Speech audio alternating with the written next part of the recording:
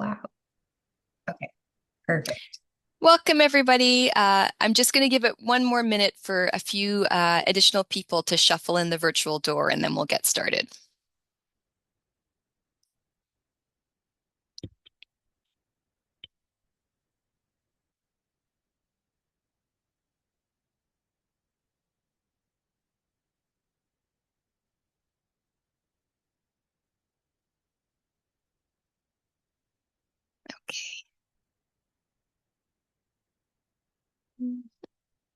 So, good morning, everybody. I'd just like to start by acknowledging that we are uninvited guests on the unceded ancestral territories of the Musqueam, Squamish, and Tsleil-Waututh nations.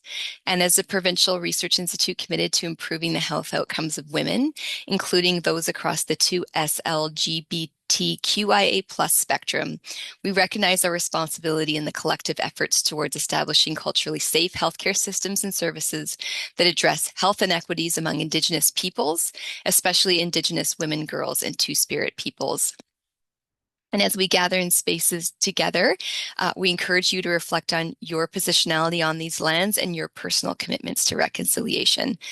And also, as we reflect on our duty as researchers and healthcare professionals to address the Truth and Reconciliation Commission of Canada's call to action, I've personally been thinking a lot about Call 19, which concerns establishing measurable goals to identify and close the gaps in health outcomes between Aboriginal and non-Aboriginal communities, and how we can best construct and position research endeavors within the women's health space to address these gaps. So I'm actually thrilled to be able to introduce our round speakers for today. So I'll start with Dr. Sarah Munro, who's the director of the Reproductive Choices Lab and assistant professor in the Department of Health Systems and Population Health. Um, uh, in the Department of Health Systems and Population Health School of Public Health at the University of Washington. And prior to joining the University of Washington in 2024. She was a Michael Smith Health Research BC Scholar and assistant professor in the Department of Obstetrics and Gynecology at UBC. Dr. Munro conducts health services research with a focus on knowledge mobilization and implementation science to improve equitable access to contraception and abortion care. She currently leads collaborative community-based investigations on youth preferences for contraception access, Indigenous peoples experiences accessing family practice care, preferences for traveling to access abortion care among people in Texas, and development and implementation of shared decision-making interventions that promote person-centered family planning. These projects are funded by diverse sources, including CHR, Society of Family Planning, and Health Canada.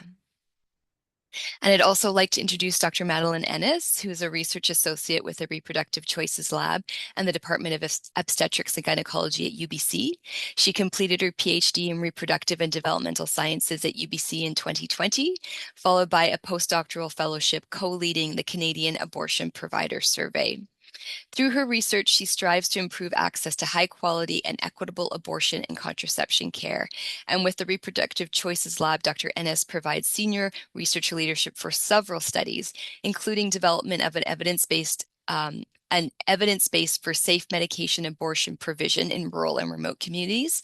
And she works closely with community partners to ensure meaningful involvement and collaboration, including working with youth to identify preferences for contraception access and working with language experts to promote culturally safe, person-centered abortion care. So I'd just like to welcome Sarah and Madeleine, and I'm going to hand the floor to you. Thank you so much, Catherine. It is really lovely to have the invitation to present some of our work here today. I want to also acknowledge a number of folks who are not joining us physically, but who are here in spirit. Typically, we present this project in collaboration with youth research partners.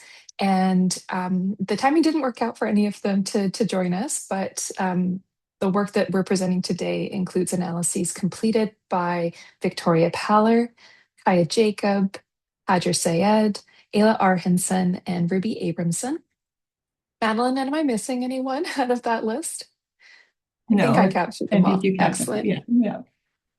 Wonderful. So today, what we're going to focus in on from the Ask Us project is a discussion of contraception costs in Canada. And I've added these quotation marks to costs, as you'll see through the results that we present. When we talk about cost of contraception in Canada, we're not just talking about the direct or indirect financial costs of different methods. We're also talking about access barriers from approachability to accessibility geographically, and the appropriateness of care. First, a little bit about our lab. At the Reproductive Choices Lab, we seek to conduct participatory, justice-oriented projects. We want to generate evidence that supports people to make informed reproductive choices across the lifespan, and we focus on abortion and contraception in restrictive environments using primarily qualitative methods. Here's a snapshot of some of our projects, and you're welcome to use the QR code to get to our lab webpage. The STORY project is a study that looks in partnership with Indigenous communities what culturally safe family planning care means for people who are seeking abortion and contraception and who identify as First Nations, Métis, or Inuit. It's My Choice is a project funded by Health Canada, where we are developing and culturally adapting a patient decision aid for first trimester abortion care. And this work is now being implemented across BC, including here in Vancouver. So I'm really excited that folks who are connected with BC Women's Hospital are going to be able to access this tool as part of providing abortion care. How Far is Too Far is a study that Madeleine is closely supporting. And we're the qualitative arm of this international investigation to develop an evidence base for safe provision of medication abortion in remote environments. And it's lovely to see the nominated principal investigator, Wendy Norman, is on the call today. Capturing Trade-offs is a study that we're conducting in different sites. One arm is in Texas and one arm is in Canada. And we're seeking to understand people's preferences for abortion access. What matters most to people when they're thinking about making trade-offs between cost of abortion care, travel, the type of person who's providing the care, and the method. And that brings me to Ask Us.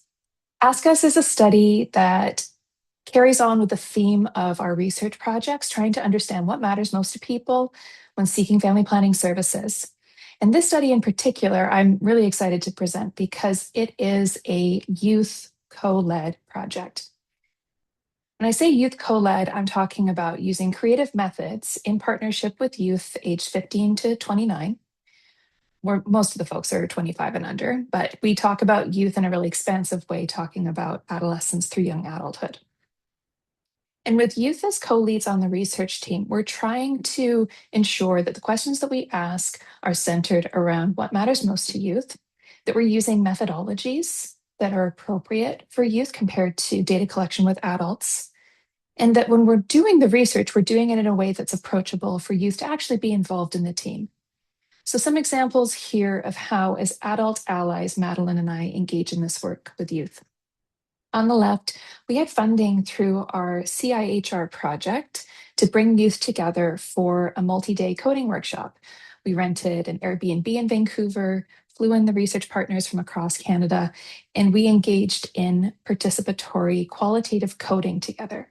This was a way to orient everyone to the same procedures in the project after we had done interviews, but it was also a wonderful team bonding exercise for the youth to meet peers, develop relationships. Many of them have now gone on to do undergraduate or graduate training as a result of being involved in these research skills development. In the middle here, we have Piper and Sam. Through the STORY project, I provided them with seed funding so that they could participate in a Dragon's Den style competition, and they won first prize globally for their development of a vending machine contraception kit called the Life Giver Box. And then finally on the right, we have Kaya here, who was one of the senior leads youth researchers for the project. And she's engaged in a quilting exercise that we did at the end of the Ask Us project analysis. And this idea of quilting for social change as a radical community building activity is something that Kaya brought to the team, and Madeleine and I supported her to do. And that brings me to the Ask Us project. In 2019, when I set out to establish my own research lab, I'd been working in primary care research for about 10 years, focused primarily on health workforce sustainability research in low risk obstetrics and sexual health. And through this work, I saw a need to understand what was happening on the client side of care when youth were accessing contraception. What was going on with their experiences? What were their attitudes toward different contraceptive products? Their knowledge of those options? And what did it look like for them to make choices about contraception for both pregnancy prevention, but also for non contraceptive benefits? And youth are a unique population. It's this period, as I mentioned, from adolescence to adulthood when a lot of change is taking place. So youth typically use contraception for different reasons.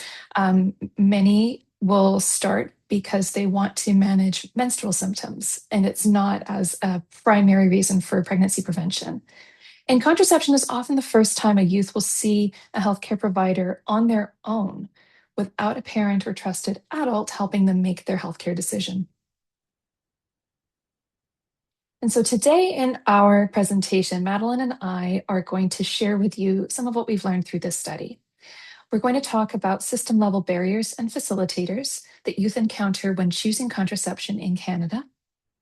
We're going to talk about the impacts of free prescription contraception in BC on youth access to care and method choice, and talk about some implications for implementation of free pharmacare.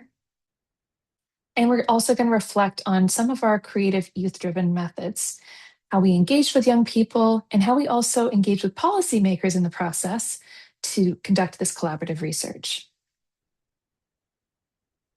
Some of the principles driving this work and evidence for the need of this study include our belief as a collaborative research team that youth have the right to choose if and when to have children and to parent any children in safe and healthy environments.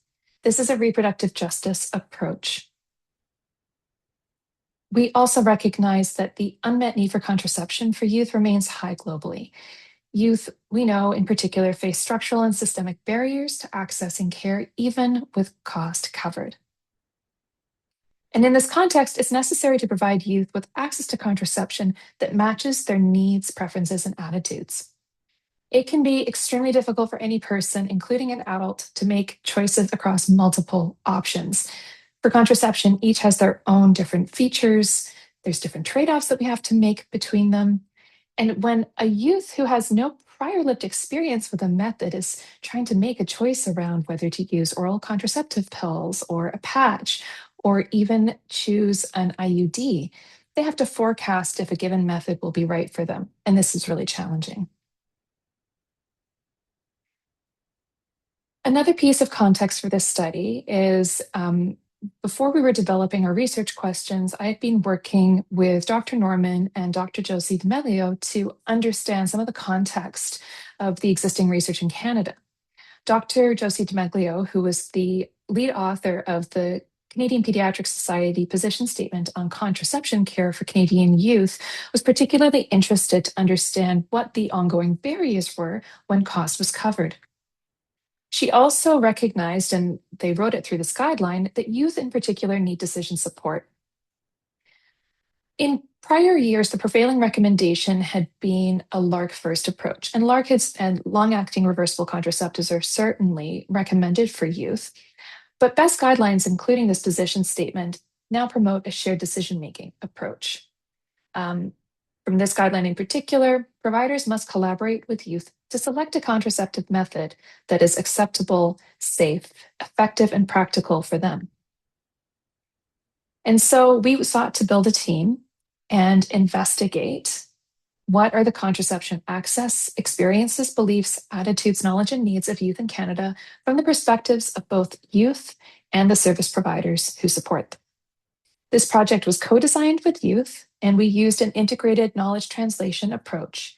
That means we partnered closely with representatives from health professional organizations and government to ensure that the results that we produced could be shared rapidly in real time and impact policy and practice change over the course of the research project, and in turn ensure that policy and practice voices were integrated into the questions that we asked so that there was that feedback loop of creating really responsive and useful data. Some of the youth-centered design approaches that we used included partnering with a youth illustrator, Jessica Bezoin. So our first activity, once we hired youth research assistants to be a part of the team, was to have some co-design sessions where the youth were hired to identify for us what they wanted the study materials to look like, what the name of the project would be, and what key messages we would include in our recruitment materials in order to engage and excite and be visually pleasing to youth who might be interested to participate. Here on the left are some examples of the illustrations that they co-produced with Jay Made This. Several of these youth stayed on after the project.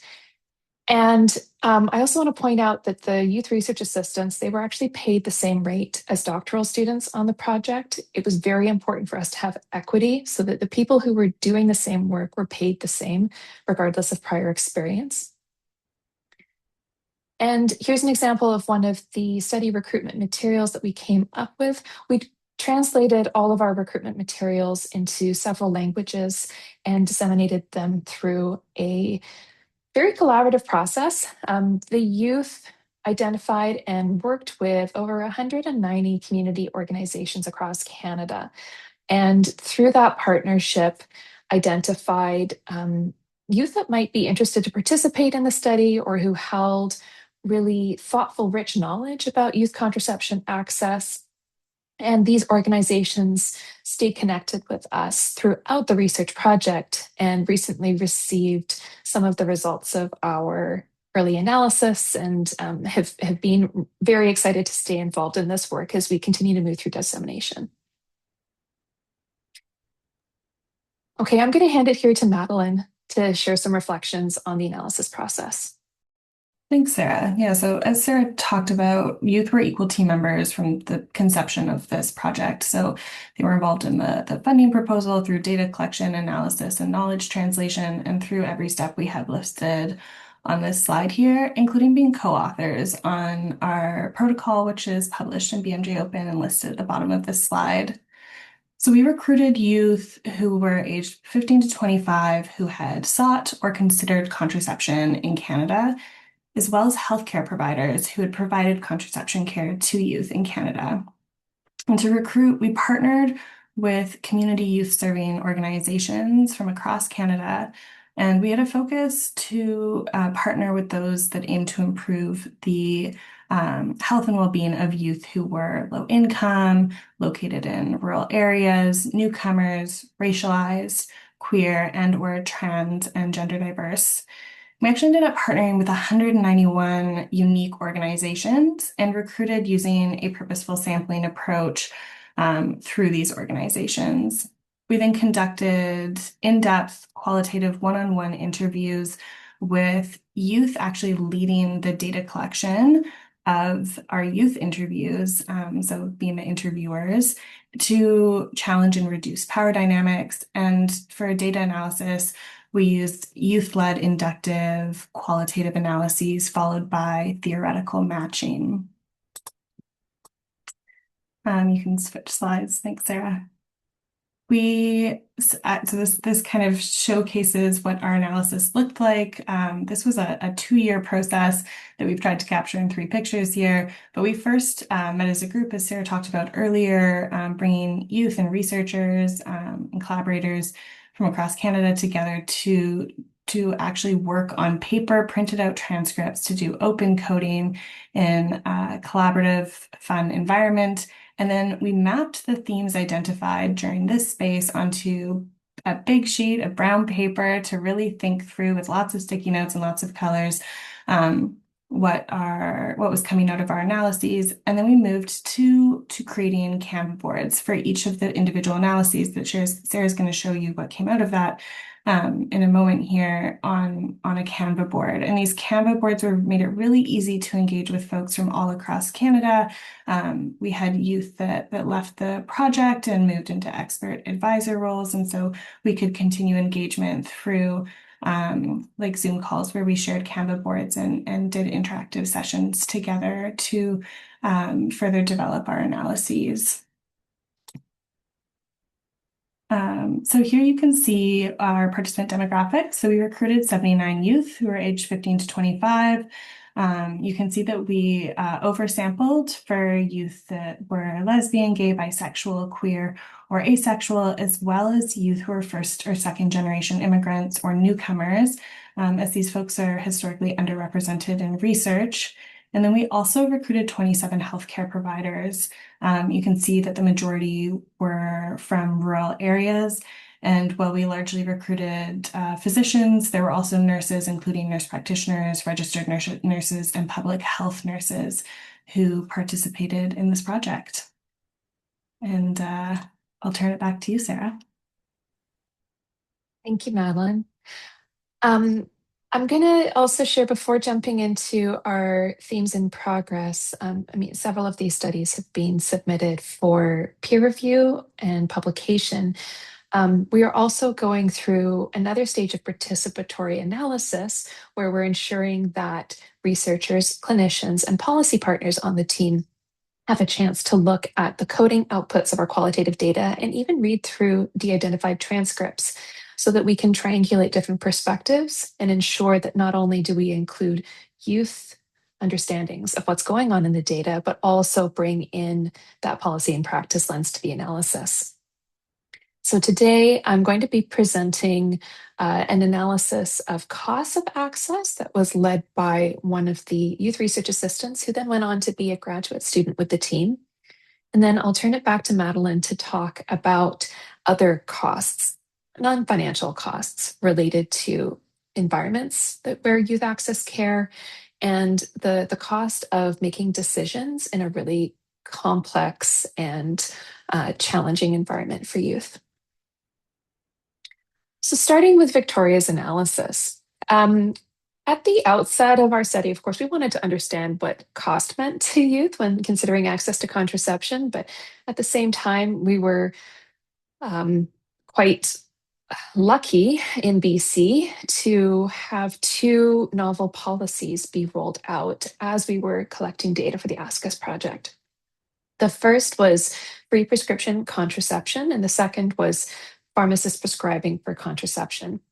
And in 2022, when we were analyzing data, we had the opportunity to go and collect more interviews with youth in BC to understand how they were experiencing the rollout of these two policies.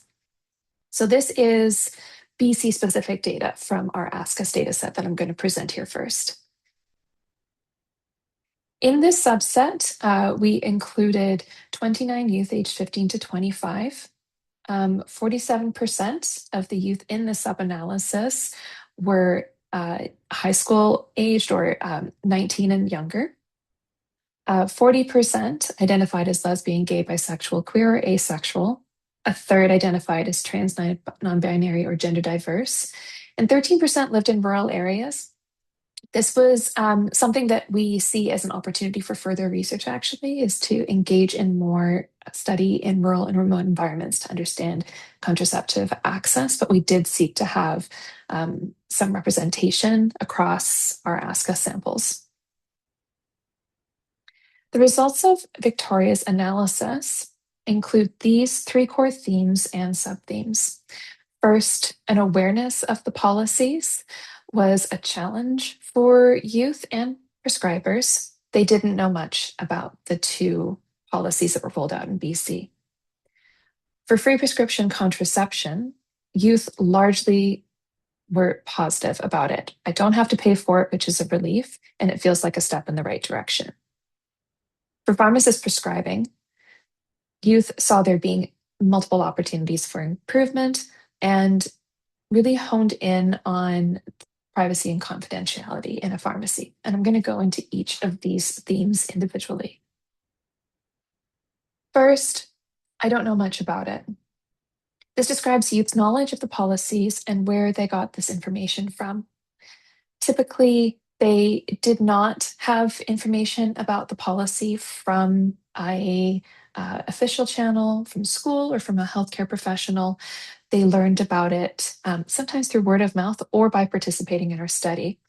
And as Breyer from Northern Health describes here, I don't believe that there are a lot of people who are aware of the policies, especially if you don't regularly use birth control, because I've talked to a lot of people about it and they don't seem to know about it. Youth offered ideas about how to better share information with youth, including having guest speakers and announcements in school, integrating policy information into school curricula. They really emphasized the importance of government-sponsored advertising as a way to see that BC government logo as a trustworthy voice when learning about these policies. And they emphasized that each of these approaches could also be further disseminated through a social media campaign reaching youth where they tend to get their information. With regard to free prescription contraception, again, youth were largely positive. When cost is no longer a factor, youth perceive that they have more choices and few barriers to accessing contraception. Valeria, who's 16 from the Vancouver Coastal Health Region, says, "It makes me feel a lot more open, and it would be a lot easier for me to kind of go about switching to any different form of contraceptive." This feeling of relief wasn't just an emotional response to having fewer expenses, it was also a relief at having the emotional burden of managing a prescription secret and keeping it away from family members who manage their extended health benefits. For instance, before the subsidy, youth who had had access to their parents' insurance frequently would opt not to use prescription benefits. They would pay out of pocket. They would go to great lengths to make sure that their parents didn't find out that they were using contraception. Keeping their sexual activity and contraceptive use private from parents was a critical priority for youth, particularly around this context of insurance, but also because of a fear of the repercussions, a fear of stigma if their parents find out that they're engaging in sex or using contraception. One participant even described calling up their parents' insurance plan to make sure that their mom wasn't able to see an itemized list of her prescriptions. And yet, I'll go to the third theme here, it feels like a step in the right direction. Removing costs from prescription contraception had some positive, unexpected outcomes. There were many other factors that were tied up with contraception access, including this relief of stigma. By having contraception covered, it makes it feel like this is something that the government is endorsing, society is endorsing, and that in turn made youth feel confident to access contraception. They felt that it was a positive move for gender equity. Many of the female identifying youth in our sample talked about this perception that contraception is a woman's thing. And it was really encouraging to see that by taking cost away, it was making it so that the financial burden of contraception didn't fall on them. Many also talked about the benefits for gender affirming care, feeling that by having long-acting reversible methods that reduced menstrual symptoms, having those be available wasn't just helping with pregnancy prevention for youth, but also helping them to experience or reduce gender dysphoria. Turning next to pharmacy access to contraception, one youth talked about it in this sense. I think there's still limitations that I've brought up around pharmacists. While youth saw that pharmacists could be knowledgeable sources of information about contraception, and they also saw that it was wonderful to go to a pharmacy to have a, quote, grab and go approach to getting their contraceptive in a quick and easy manner.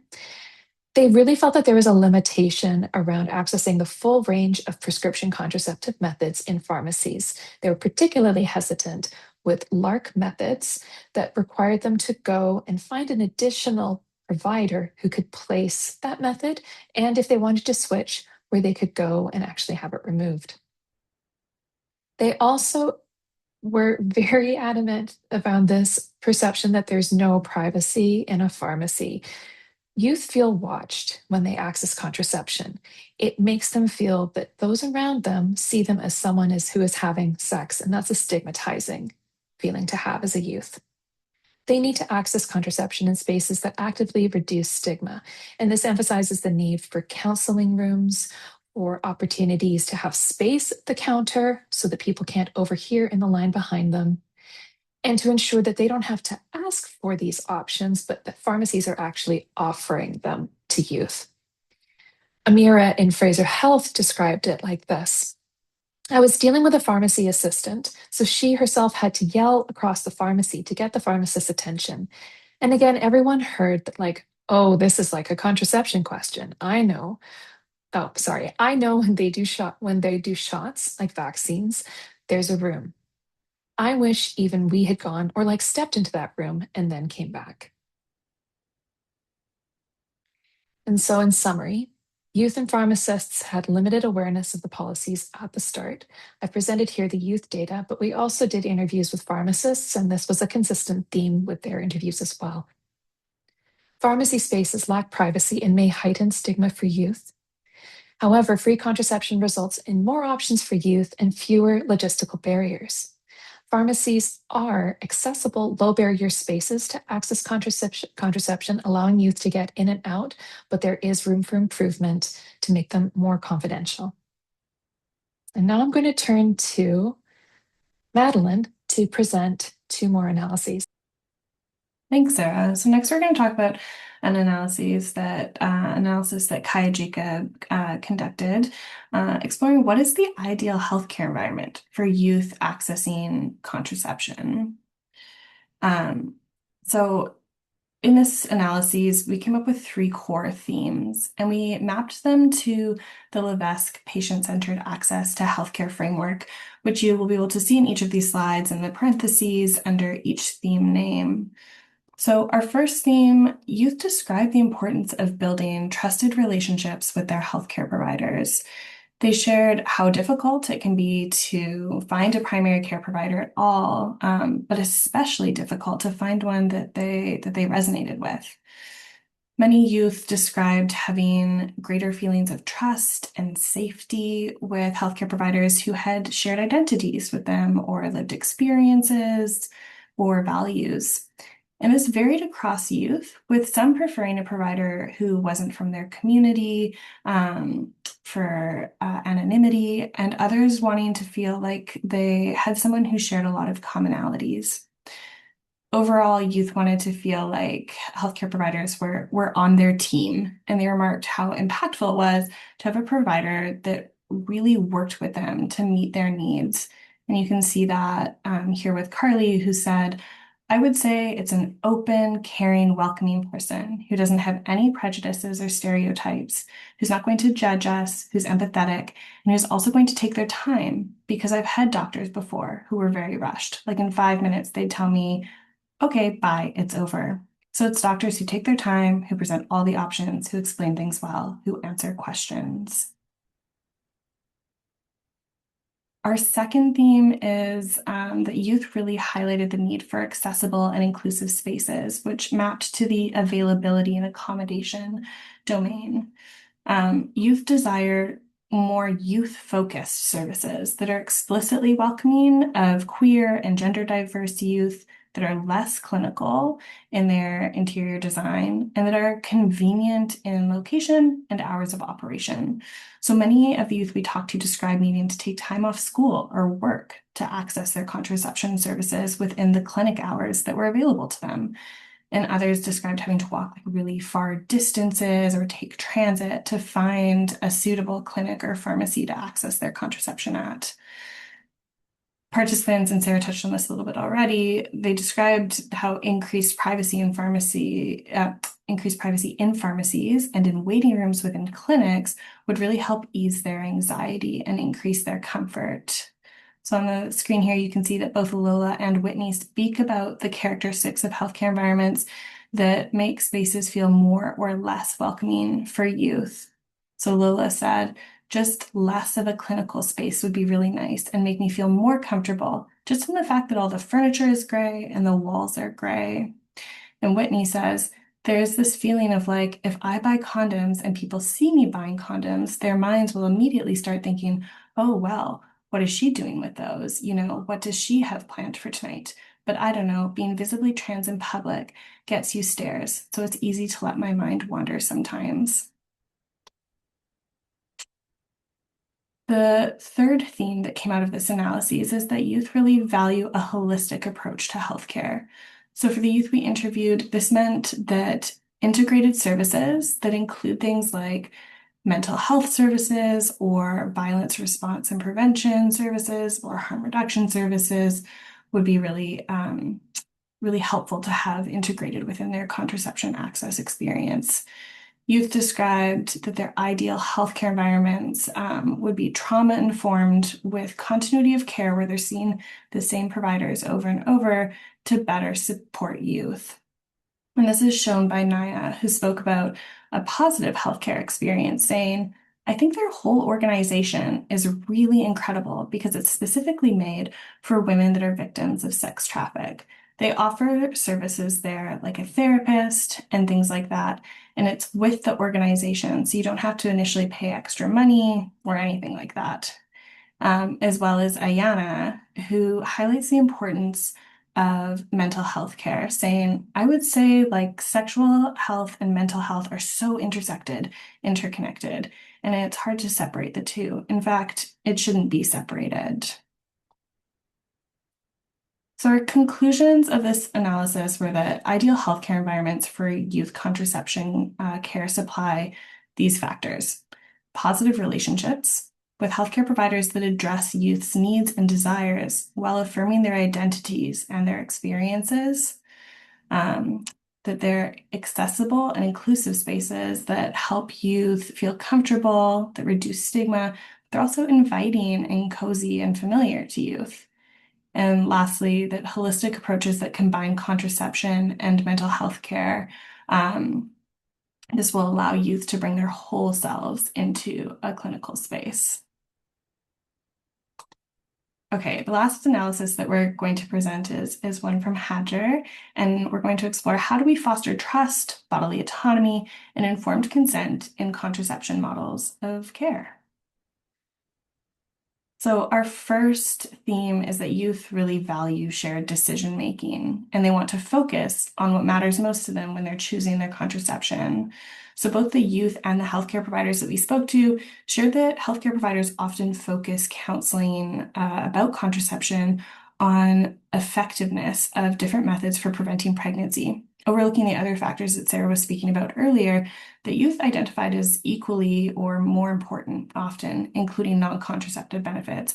And those are the things like menstrual suppression or reducing painful periods or acne. They also really highlighted that shared decision-making is a process and it doesn't end at the initial appointment where you actually access the contraception, but there's a lot of importance to follow up and getting feedback from youth on their experiences with their method so that they can discuss switching or discontinuing methods as needed. Our second theme here is pushing contraception, putting a stop to paternalism. So while some participants shared concrete examples of really comprehensive contraception counseling, many of the youth that we spoke to recounted feeling pushed to use, to not use, or to choose a specific method of contraception during their healthcare experience. And actually, the healthcare providers that we spoke to also shared examples of themselves or witnessing their colleagues pushing contraception on youth. The way some healthcare providers described it is that there's you have to navigate a fine line between making method recommendations and pressuring youth to use certain forms of contraception. Some healthcare providers talked about how LARC is the gold standard for preventing pregnancy, so they would downplay the side effects of a LARC method for fear of youth being discouraged from using a LARC method like an IUD or an implant. The healthcare providers we spoke to also shared strategies to protect against paternalism and contraceptive coercion, including sharing information on all the different contraceptive methods that were available, describing processes step by step. One person actually talked about like how they had a speculum that they would give to youth so they could feel it and look at it before grabbing a new one to actually use during a procedure. and providing clear instructions on how to discontinue or switch methods if desired.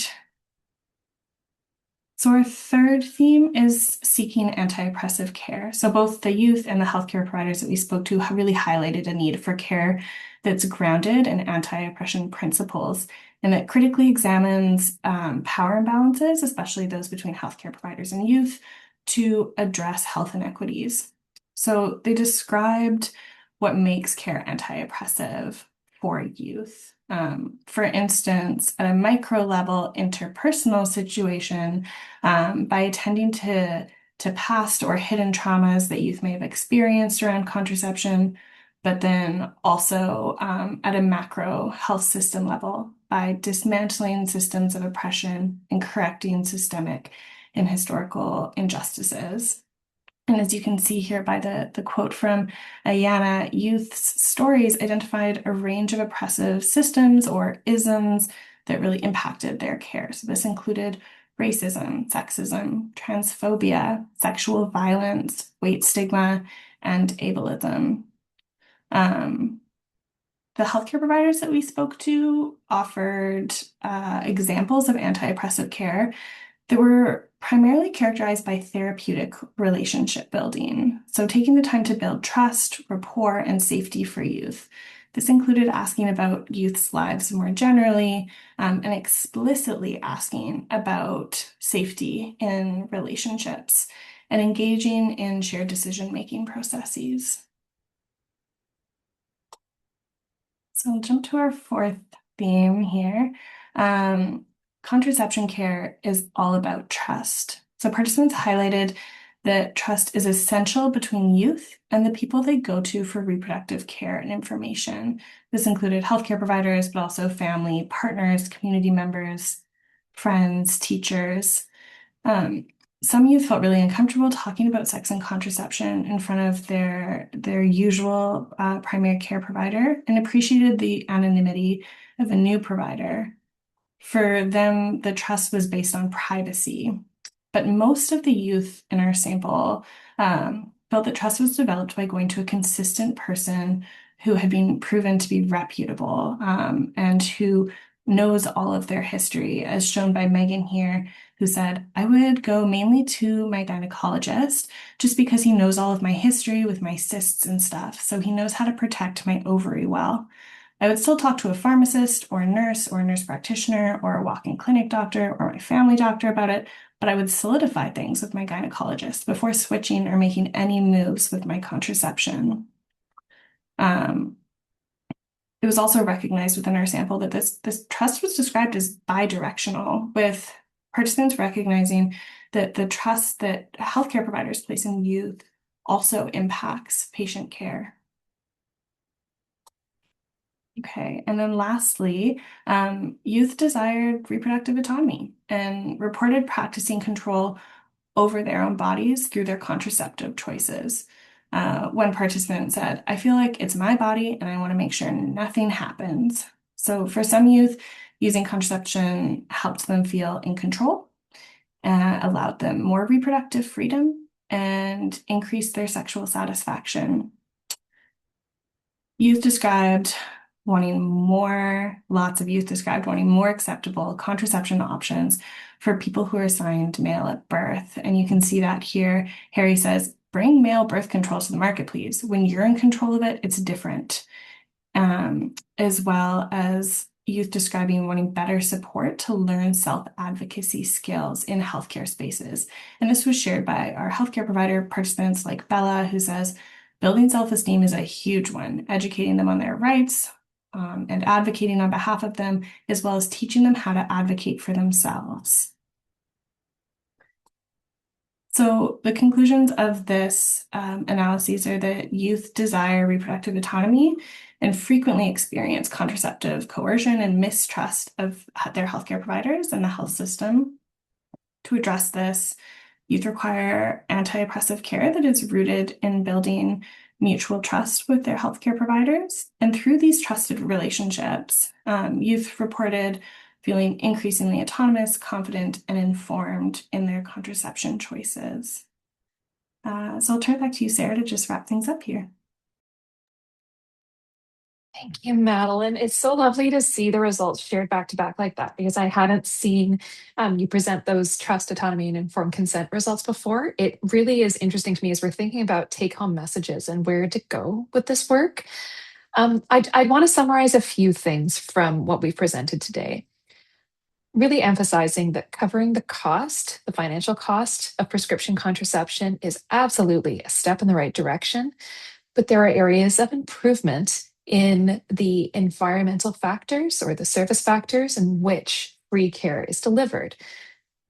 This includes enhancing the trustworthiness of the health system for youth through improved logistical supports for youth to access youth-friendly spaces, not adult-oriented clinics or pharmacies that are set up for adults, but really thinking about how can we redesign how service is offered so that youth feel that it's approachable.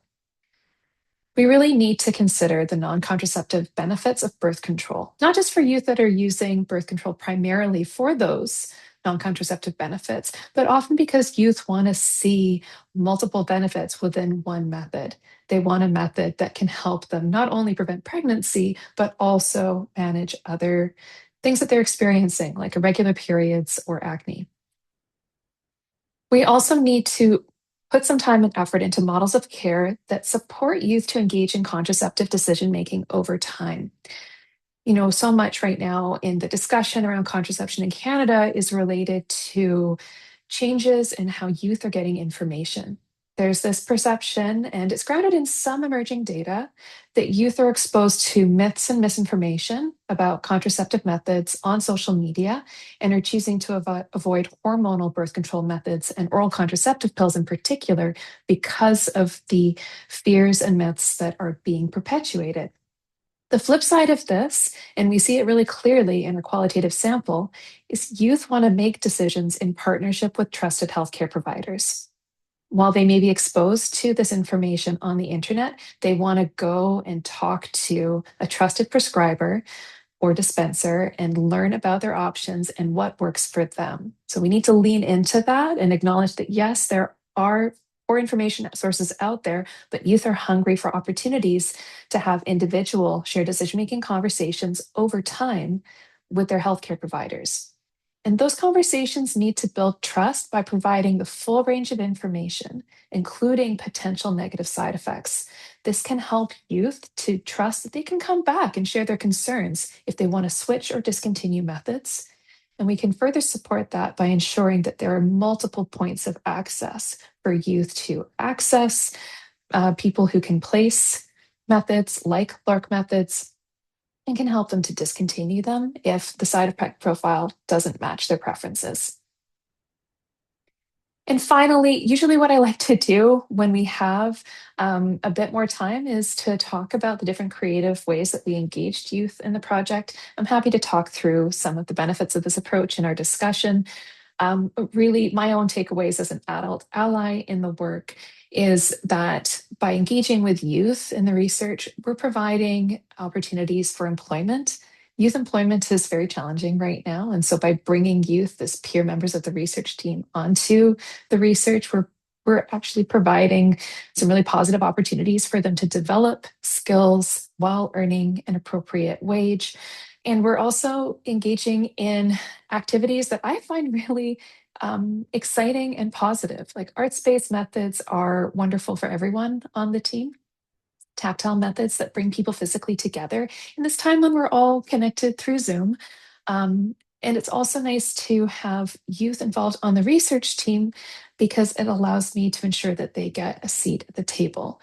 When we do this presentation with policymakers, like I said, we often have someone like Kaya who will be there to present the youth stories in a youth voice. And that's really compelling and powerful for policymakers. So I want to acknowledge the many different individuals and organizations who have supported the Ask Us project. Please feel free to check out our lab websites or the project website. And I also want to thank the funders for the study. I believe we have a bit of time for discussion. So thank you again to WHRI and BC Women's for inviting us to share this talk today. Thank you. Thank you, Sarah and Madeline. That was an amazing body of work. Thank you for walking us through it. And I loved your piece at the end about, kind of lessons learned on these youth-based methods. And I think that that's super exciting for folks. So if anybody has any questions, please go ahead and unmute yourself. Or if you want to pop something into the chat, I'm very happy to read it out.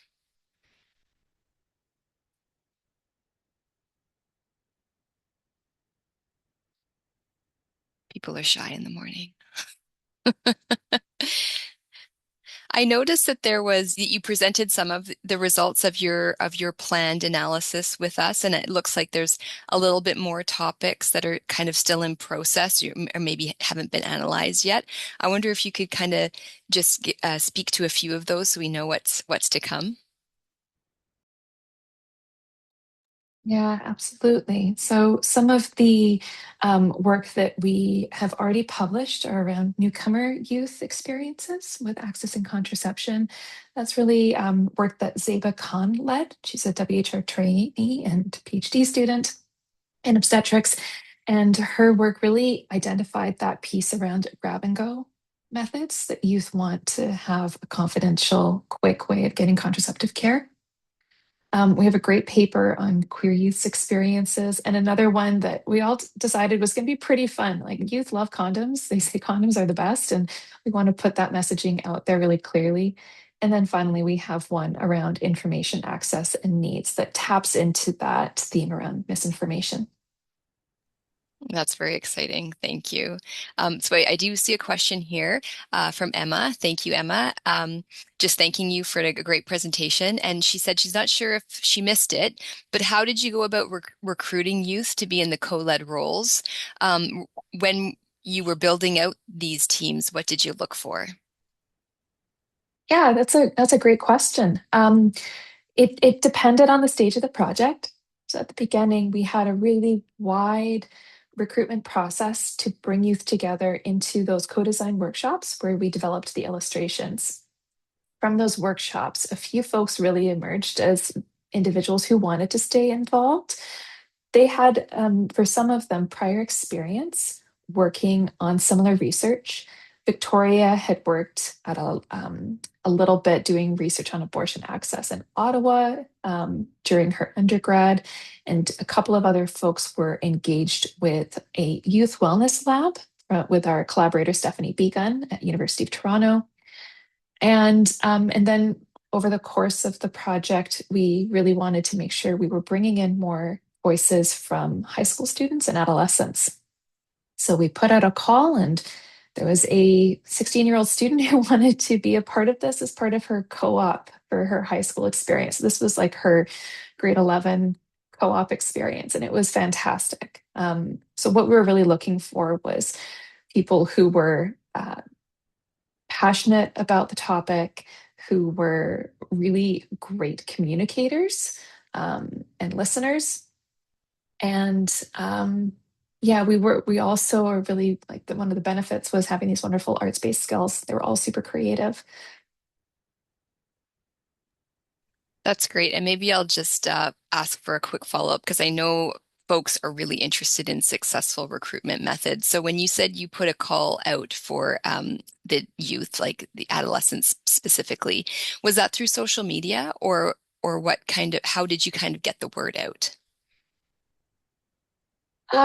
For the initial call, I believe we went through a bunch of different routes. So for our social media, we shared on, because this was 2021, we went on Twitter, we went on Reddit, and we went through, as we were developing the list of organizations, those 191 community-based organizations, the that was kind of like a relational mapping and environmental scan project that the youth engaged in for the first few months of the project.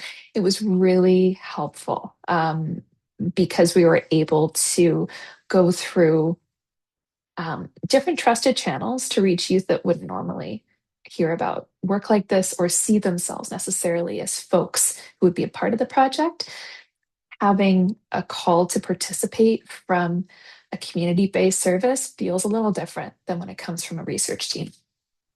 Yeah, that's a really great learning. Thank you for sharing that. Nicole popped a question in the chat. Again, thanking you for the amazing presentation. What strategies have you found particularly helpful communicating project updates to different partner organizations representing your knowledge users? So how do you keep them up to date? I'm happy to start us off with this one. I think Please do. having youth research assistants like lead that work and connect with organizations, especially if it's like within their region, was really helpful to developing those relationships, especially because these organizations are serving youth and are really wanting to hear from youth voices about this project, and also making sure that the this is a reciprocal relationship. And so there were ways that we tried to give back to the organizations that worked with us. For example, the youth that worked on our team came together in a workshop and developed a tool on trauma-informed interviewing practices when working with youth. And that tool was then shared back with the organizations that we worked with in case that would be helpful for them to use. And then also having the youth we work with develop the project updates and actually share those back with folks, and using like youth voices when we can, having youth present, and really like highlight the work that they've done on this project. I think people are so eager to hear from our youth research assistants, and we've had really positive feedback around that. That's amazing.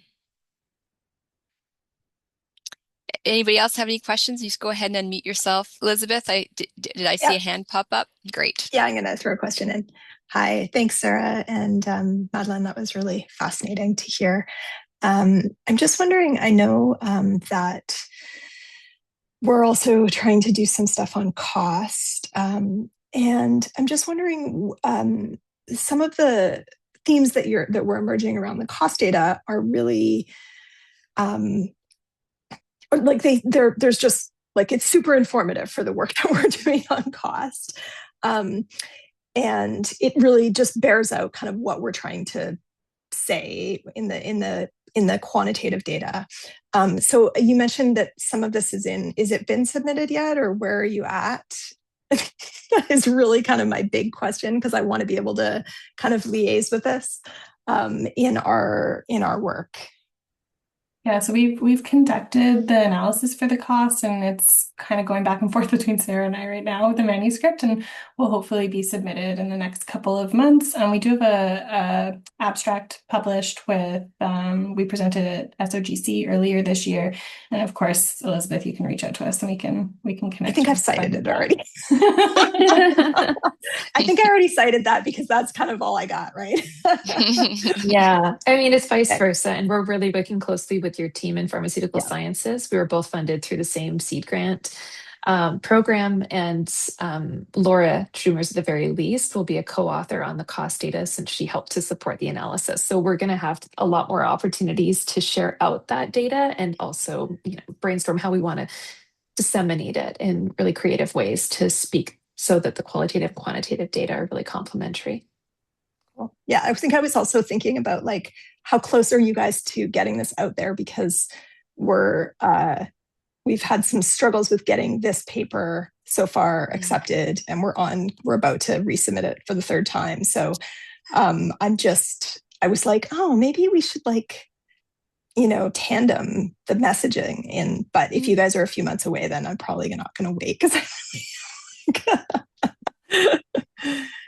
yeah. Thank you. I guess on a similar vein, question here is your team open to, Nicole's following up, is your team open to collaboration with other research teams who may be interested in your approaches or your methods? Yeah, Madeleine's nodding here. She'd be the right person to connect with. Great. Yes is the answer, everybody. Any other questions before we shuffle off?